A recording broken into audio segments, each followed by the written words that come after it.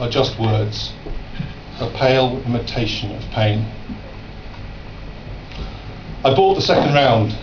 Sounded like the Jam on the jukebox, but I was already dulled by whiskey chasers. I thought I'd be able to help, good at talking, empathy and all that shit.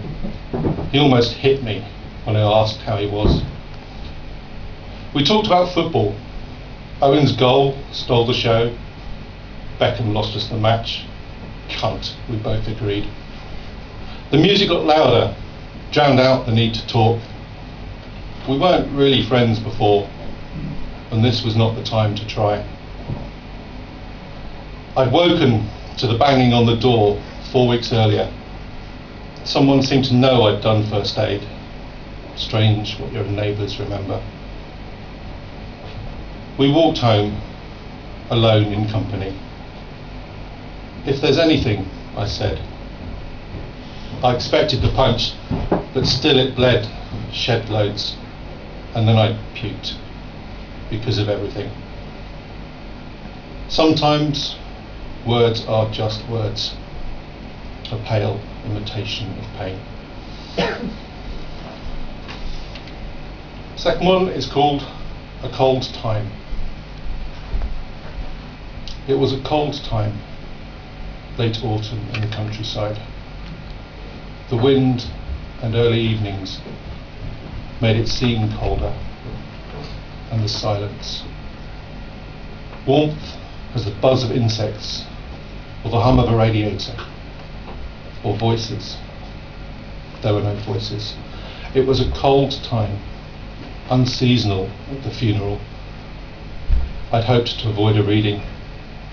Sometimes you need your own silence for healing. It was the size of the coffin that broke the stillness, the illusion of peace. The tears of parents stain. I remained after to sort the flowers and thank the vicar that it was not my child. It was a cold time, late autumn in the countryside, cold and silent, and sometimes that is all there is.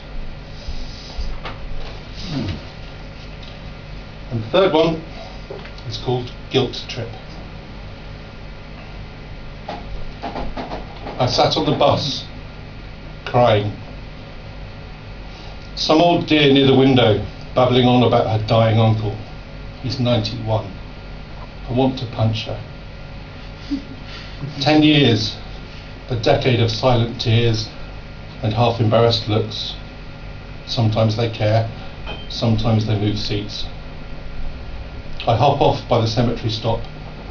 It starts to rain, and I welcome it. Pitter-pat against the cellophane that wraps the fresh cut daisies.